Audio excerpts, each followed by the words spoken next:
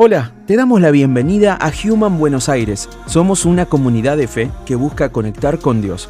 Creemos que el amor lo hace posible. Amamos que Dios nos hable en cada encuentro y queremos compartirlo con vos. A través de este podcast te vamos a compartir los mensajes de los servicios presenciales para que los puedas escuchar y disfrutar. Y también para que puedas recibir a través de estas palabras lo que Dios tiene pensado para vos. Te voy a invitar a que nos vayamos de viaje. ¿Cuántos se quieren ir de viaje? Irse de viaje y no trabajar es la mejor combinación que existe en el mundo. Quiero que viajemos 3.500 años atrás en el tiempo, donde hay un pueblo que estaba ahí en el desierto y que se había escapado recién de otro imperio que lo atosigaba, que lo perseguía. Este pueblo venía de hacer un viaje increíble. Luego de muchísimos años de esclavitud en Egipto, Dios interviene con plagas, con milagros, con señales, y sin ni siquiera usar una espada, sin ni siquiera usar un escudo, los libera. Tienen ahí un líder que es un crack y cruzan un mar en dos con solo apoyar una vara en el piso. El mar se abre, el pueblo empieza a caminar por el medio del mar como si estuviese caminando en una peatonal con edificios a los costados, y llegan ahí a ese desierto, ¿no? Eh, y cuando llegan ahí al desierto, Dios les empieza a hablar. Cuando llegan al desierto, Dios les empieza a dar instrucciones, les empieza a dar leyes, arman ahí una tienda de reunión para que la presencia de Dios habite. Al pueblo este lo guiaba una columna, una nube durante el día y una columna de fuego a la noche. Era todo muy sobrenatural. Estaba muy copado el viaje que estas personas estaban haciendo. Y el problema que había acá era que este pueblo, ante el mínimo problema, empezaba a dudar. Dudaban de si se iba a cumplir la palabra que Dios les había dado, dudaba si iban a tener comida, dudaba si iban a tener agua dulce. Acordate que estaban ahí en el medio del desierto. Y esa duda lo que mostraba era desconfianza en Dios. Si bien ellos habían visto hacer a Dios un montón de cosas que hoy parecen no posibles, pero créeme que se puede. Si bien habían visto eso con todo, más allá de eso, igualmente dudaban. Y por esas dudas era que se empieza a hacer como una relación media tóxica, donde el pueblo duda, Dios se enoja porque dudan. Moisés, que era su líder, interviene para decir: no, tranqui, no te enojes, Dios, perdoná algo. Y ese círculo, ese ciclo, se empieza a repetir, a repetir, a repetir, a repetir, a repetir. Con estas idas y vueltas, pero avanzando, es que 2 años después de salir de Egipto, el pueblo de Israel llega a un lugar llamado Parán, muy cerca de la frontera sur del lugar al que Dios les había prometido darles su tierra. Lo que te voy a contar ahora sucede en Números capítulo 13 y 14. Y gran parte del problema que tiene Israel a lo largo del Antiguo Testamento está atravesado por estos 2 capítulos. Presta mucha atención a esto. Números capítulo 13 comienza cuando Dios le dice a Moisés que envíe espías para investigar este territorio que había que conquistar. Tenían que enviar un hombre de cada tribu de Israel. Eran 12 tribus. Entonces reclutan ahí 12 hombres. Estos 12 hombres iban a emprender otro viaje. Y la instrucción era muy simple. Tenían que llegar hasta ahí, ver el terreno, ver si la tierra era fértil o estéril, ver si había mucha gente o poca gente, ver si la ciudad estaba amurallada o estaba como así toda más desprotegida. Moisés también les da un desafío y les dice, si se animan, traigan fruto de la tierra, así podemos comprobar cómo es esa tierra. Y 40 días tardan entre el viaje de ida, la exploración y el regreso. Ahí ya vemos una muestra de que, si bien había un viaje, no estaban tan lejos de llegar a ese lugar que Dios les había prometido. Y no hay que olvidarse de esto. El Dios que había hecho cosas increíbles era el mismo Dios que les había dicho, vos vas a poseer esta tierra, vos vas a conquistar esta ciudad.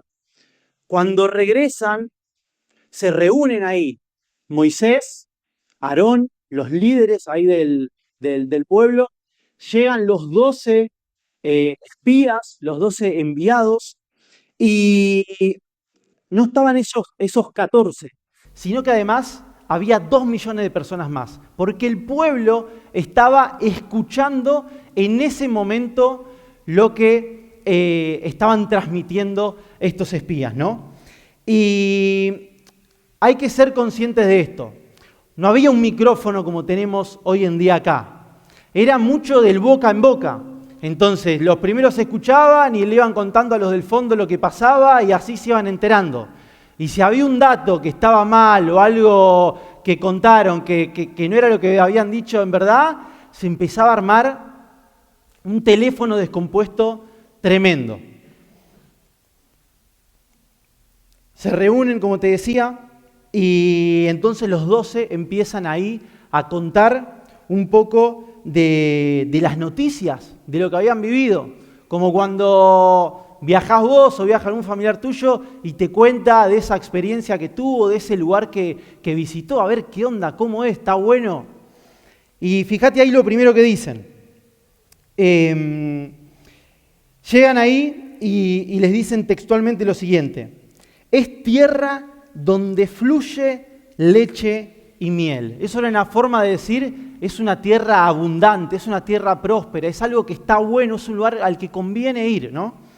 No solo eso, sino que además ellos habían aceptado el desafío que les había dado Moisés y trajeron fruto de esta tierra que habían visitado. No cualquier fruto, traen un racimo de uvas. Pero un racimo de uvas tan grande que literalmente lo tenían que cargar con un palo entre 2 para poder trasladarlo. Debía ser un racimo de uvas de, no sé, 1 metro, 1,5 metros. Imagínate para que lo lleven 2 personas, si no, no lo podían trasladar. Hasta ahora todas buenas noticias, ¿no? Y acá, después de contar estas buenas noticias, es donde se produce un quiebre. El momento en que aparece una palabra que en hebreo se llama Efes. ¿Qué quiere decir Efes? Quiere decir pero. ¿Viste esos pero que rompen todo? Que como que venía bien y ese pero que te pega y decís, acá se complicó la situación. Fíjate lo que cuentan los espías en Números, capítulo 13, versículo 28. Lo tenemos ahí en la pantalla. Los espías dicen, pero el pueblo que habita allí es poderoso. Sus ciudades son enormes y están fortificadas. Hasta vimos anaquitas. ¿Qué son anaquitas? Anaquitas era una tribu, un pueblo que era de gigantes. Para que tengas una idea, se dice que Goliat es descendiente de los anaquitas, ¿no? Y como te decía recién, ahí está el quiebre en este relato. Ese pero es lo que hace romper todo. ¿Por qué? Porque se empiezan a enfocar en el suelo y no en el cielo. ¿Te acordás del nombre de esta serie? ¿Lo tenemos ahí? ¿En suelo firme o en cielo firme? Vos podés elegir cuál de los dos podés tomar. ¿Qué habían hecho estos espías que empezaron a contar esto? Se empezaron a parar en suelo firme. Cuando dicen esto de que el pueblo que habita allí es poderoso, ¿no? Lo que hace Caleb, que es uno de los 12 que había ido, lo que hace Caleb es que interviene y le quiere dar como un reenfoque. Y lo que dice es, subamos a conquistar esa tierra. Estoy seguro que podremos hacerlo. Quiere cambiar la ecuación Caleb. ¿Sabés dónde estaba parado Caleb? Caleb estaba parado en cielo firme. Caleb miraba la promesa y confiaba en que Dios iba a darle la victoria. Entonces, los otros le empiezan a decir que no iban a poder, que las murallas eran muy altas, que había gigantes, empiezan a nombrar complicaciones. Fíjate lo que dice en Números 13, versículos 32 y 33. La tierra que hemos explorado se traga a sus habitantes. Ahí ya estaban flasheando cualquiera. La tierra se traga, ¿cómo la tierra se va a tragar a sus habitantes? Y los hombres que allí vimos son enormes. Hasta vimos a los gigantes anaquitas. Comparados con ellos, parecíamos langostas y así nos veían ellos a nosotros. 12 personas habían hecho un viaje, 10 habían visto gigantes, 2 habían visto la promesa. ¿Con qué lente estás mirando las cosas? Mi humanidad, mi mente que quiere controlar todas las variantes, mi confianza en sistemas, en personas, en cualquier cosa que no sea Dios, me llevan a ver las cosas desde el suelo. Pero créeme que hay una forma distinta de ver la realidad y es a eso a lo que te quiero motivar hoy. Y es que el cielo defina mi suelo. Caleb usaba el cielo como parámetro. Caleb no se paraba en el suelo, Caleb no hablaba de los gigantes, Caleb hablaba de la tierra que quería conquistar.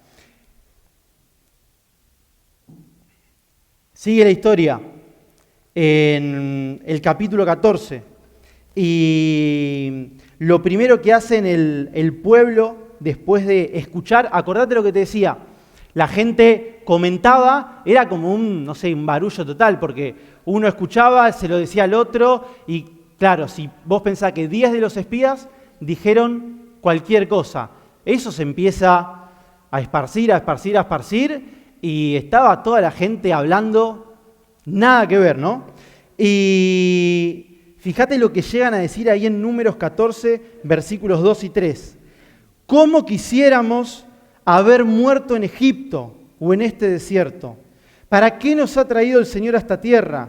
¿Para morir atravesados por la espada y que nuestras esposas y nuestros niños se conviertan en botín de guerra?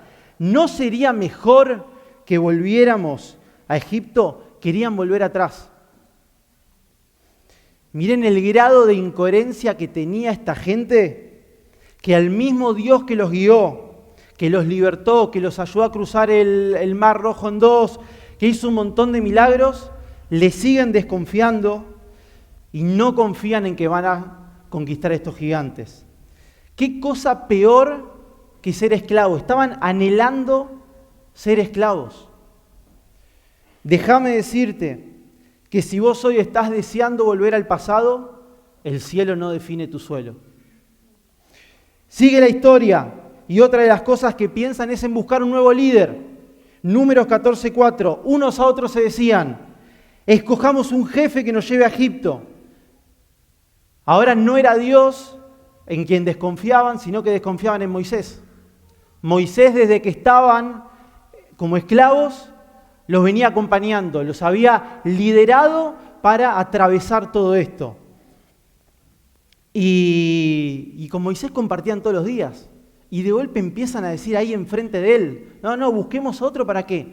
Para volver al lugar donde éramos esclavos. Si Dios te plantó en un lugar y vos estás yendo en contra de la visión, de los referentes o de la cultura de ese lugar, el cielo no está definiendo tu suelo.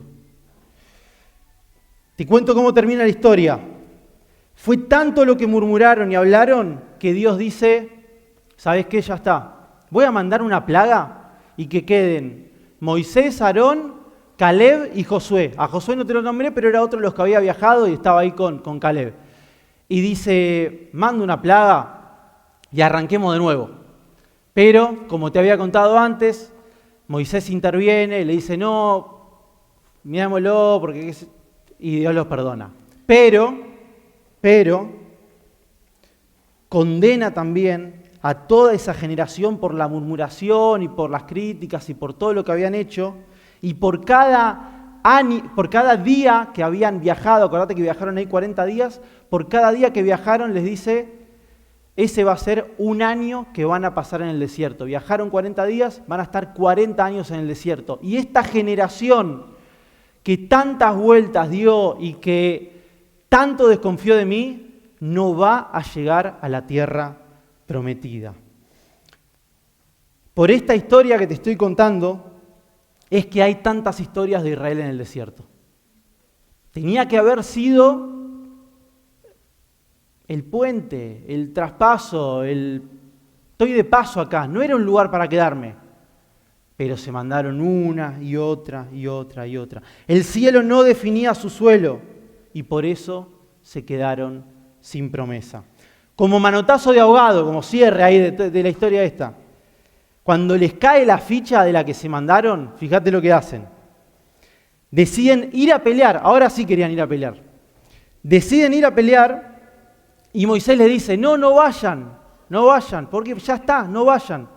Porque si van ustedes por su propia cuenta, no van a poder, Dios no está de su lado. ¿Qué hacen? Van igual y son derrotados. Estaban buscando un atajo. Si estás buscando un atajo que busque saltearte parte del proceso, el cielo no está definiendo tu suelo. Cuando mi fundamento es el suelo, cuando tengo una mirada enfocada solo en lo terrenal, cuando me guío solo por lo que ven mis ojos, mis expectativas son bajas, mi propósito queda de lado, mi vida se vuelve mediocre y me conformo con quedarme en el desierto. Ahora, cuando el cielo define mi suelo, ahí sí que se pone bueno. Cuando el cielo define mi suelo, quiero ir en busca de lo que Dios prometió. Cuando el cielo define mi suelo, es el Espíritu Santo el que me desafía a buscar cosas mayores. Cuando el cielo define mi suelo, mi identidad es transformada y no importa de dónde vengo. Cuando el cielo define mi suelo, mis pensamientos cambian y mi mente es renovada. Yo quiero que el cielo defina mi suelo. Yo quiero ser ese Caleb que dice, loco, es una estupidez volver, ¿cómo vamos a volver a ser esclavos? Dios nos dio una promesa y yo la quiero ir a buscar. Pero la realidad es que cuesta mucho ser Caleb. De hecho, fíjate, en la historia que te conté recién, son 12 los que viajan, 10 vuelven hablando de gigantes y solo 2 buscan la promesa. Y la realidad es que ellos deciden enfocarse en mirar en suelo. Es muy importante esto. Es una decisión qué mirada voy a tomar. Es una decisión que el cielo defina mi suelo. ¿Cómo hacemos para tomar decisiones tomando el cielo como fundamento? El cielo define mi suelo cuando me enfoco en la promesa y no en el problema. Acordate lo que decían los espías. Comparados con ellos, parecíamos langostas. Una mirada totalmente atravesada por sus limitaciones, por su humanidad. Una forma de hablar donde parece que no soy nadie. Un enfoque que me pone en un lugar donde no valgo nada, soy una langosta, soy un bichito. Por otro lado, Caleb decía, subamos a conquistar esa tierra. Estoy seguro que podremos hacerlo. ¿Sabés qué es lo que veía Caleb? Caleb veía oportunidades. Caleb veía la tierra y decía, yo quiero vivir acá. ya estoy cansado de tener la sandalia llena de arena. Mirá la uva gigante que trajimos. ¿Sabés el vino que me hago con esa uva?, decía Caleb. Cuando el cielo define mi suelo, empiezo a ver oportunidades y dejo de ver problemas. ¿Cuándo fue la última vez que detectaste una oportunidad? Quizás el problema que hoy ves en la iglesia sea aquello a lo que Dios te esté llamando para cambiar. ¿Cuándo fue la última vez que detectaste una oportunidad para implementar una mejora en tu laburo? Que el cielo defina mi suelo es una decisión. Es una decisión de cómo voy a encarar la vida. Es una elección que tengo que tomar entre si voy a tener expectativa de algo que Dios va a hacer o me voy a tener que lamentar cada vez que aparece un problema. Punto número 2. El cielo define mi suelo cuando sé esperar en Dios. Estoy convencido que gran parte de los problemas nos los compramos nosotros por la ansiedad que tenemos y porque queremos tener todo ya. Y esto lo ves muy claro con el pueblo de Israel. Era gente que no podía esperar nada. Ante el mínimo silencio, iban a buscar la suya. De hecho, en otra historia, Moisés tarda un poquito en bajar del monte a hablar con Dios y ya estaban adorando a otro Dios. O sea, la ansiedad era total. Y hace unos días charlando con alguien y hablando ahí sobre, pues ya estamos llegando a mitad de año, ¿no? Y uno tenía objetivos a principio de año. Y charlando con alguien llegaba a la conclusión y sentía que Dios me hablaba acerca de un desafío a la vez. Es mucho hacer todo de una. Y la realidad es que no se trata de tener que matarme yo o tener que hacer sufrir al resto para cumplir algún objetivo. Pero muchas veces entramos en querer ganar una carrera en la que nadie nos está corriendo. Es la realidad. Es mejor ir despacio, con pasos firmes y sabiendo que Dios está acompañando eso. Porque si me equivoco, y la realidad es esta, si me equivoco, recuperarse lleva tiempo. No somos un videojuego que lo apago, lo prendo de vuelta y empiezo de nuevo como si nada. Si salgo de una relación lastimado, necesito un tiempo para sanar. Si después de un negocio mal planificado, las cosas no salen como quiero, seguramente vengan problemas económicos. Si tengo una conversación en el momento inoportuno, quizás termine una relación dañada. Cuando el cielo define mi suelo, confío en los tiempos de Dios. Aprendo a esperar en los tiempos de Dios. Y sobre todo, busco ser transformado y madurar en ese proceso. Punto número 3. El cielo define mi suelo cuando tengo presente quién es Dios. Israel se había olvidado de quién es Dios. Se había olvidado de lo que había hecho, se había olvidado de lo que había prometido, se habían olvidado. Y nosotros muchas veces nos olvidamos. Nos acordamos un rato hoy cuando venimos acá, pero el miércoles a las 3 de la tarde, esas verdades ya no están tan presentes, ¿no? Por eso que el cielo defina mi suelo, para que el cielo defina mi suelo, tengo que estar todos los días conectado a Dios. En lo personal, no son iguales los días en los que arranco buscando a Dios a los que no lo hago. Ahora, para eso tengo que invertir tiempo, tengo que arrancar un rato antes, tengo que separar espacio en la agenda, tengo que pasar por la incomodidad del no sé ni de qué orar, pero así se construyen las relaciones. Lo copado es que al buscar de Dios voy a empezar a encontrar verdades que están en su palabra y esas verdades van a ser el refugio para cuando lleguen los gigantes. ¿Sobre qué dimensión estás parando para tomar decisiones? ¿Sobre el cielo o sobre el suelo?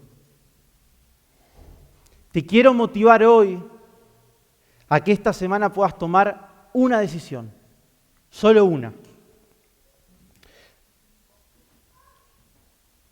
en la que puedas decir, el suelo se ve un poco complicado, es la realidad. El suelo quizás, miro lo terrenal y es difícil, pero voy a mirar y voy a tomar como referencia aquello que Dios habló a mi vida. Quizás haya gigantes, pero voy a confiar en Dios. Quizás esta meta parezca demasiado grande, pero yo sé que en Dios es posible. ¿Hace cuánto que no vas un pasito más de lo racional o lo lógico? Si es tu primera vez acá, te cuento que somos una comunidad de fe. Y una comunidad de fe, ¿sabes qué hace? Toma desafíos de fe. Siento que a veces nos conformamos y caemos solamente en, no, si esto cierra más o menos, listo, sé que puedo hacerlo y vamos para adelante. Y si no cierra, no. ¿Dónde está la fe ahí? Estamos repletos de información, repletos de datos. Podemos analizar todo con 20.000 variantes. Pero no nos tenemos que olvidar que Dios sigue siendo el Dios de lo sobrenatural. Haciendo los números desde lo terrenal, quizás no cierre del todo. Pero en mi vida, yo quiero que el cielo defina mi suelo. ¿Qué pensás de esto? Iglesia, te quiero motivar a que podamos orar para que podamos tener el fundamento correcto, para que el Espíritu Santo intervenga en nuestras vidas y para que podamos tener la mirada correcta de las cosas. Las decisiones que tomamos están totalmente atravesadas por cómo miramos las cosas. Y hoy te quiero llevar a reflexionar y a pensar qué tipo de observador estoy siendo. ¿Qué hubiera contado si hubiera viajado a esta tierra que me habían prometido conquistar y hubiese regresado? ¿Hubiese hablado de los gigantes o hubiese hablado del fruto tan copado que había? ¿Qué tipo de observador estás siendo? ¿Cuál es tu fundamento? ¿Estoy en cielo firme o estoy en suelo firme? Te quiero invitar hoy a que sea el cielo quien defina tu suelo y que la forma en la que mirás las cosas empiece a cambiar. Empieces a proyectar y a creer en esos imposibles. Porque si Dios lo hizo una vez, lo puede seguir haciendo. Y si está en su palabra, es porque lo podemos vivir nosotros también. Así que, iglesia, yo oro pidiéndote que podamos pararnos en cielo firme, Señor. Queremos mirar las cosas como vos las ves. Queremos tener tu mirada, Señor. No nos queremos conformar con la mirada terrenal, con que los números nos cierren. Queremos tomar desafíos de fe, Señor. Aunque parezca que quizás es tarde, nos animamos, Señor. Nos animamos a ir en busca de conquistar esa tierra, que quizás parece imposible, que quizás hoy te estás sintiendo ahí como una langosta. Pero en Dios es posible. Gracias, Señor, por este encuentro, papá. Gracias porque vos hablás y gracias porque vos transformás corazones, Señor. Abrimos, Señor, nuestra mente para recibir lo nuevo de vos. Y queremos que seas vos quien interrumpa y quien transforme, Señor, nuestra vida, Señor. Ponemos todo en tus manos, papá. Amén.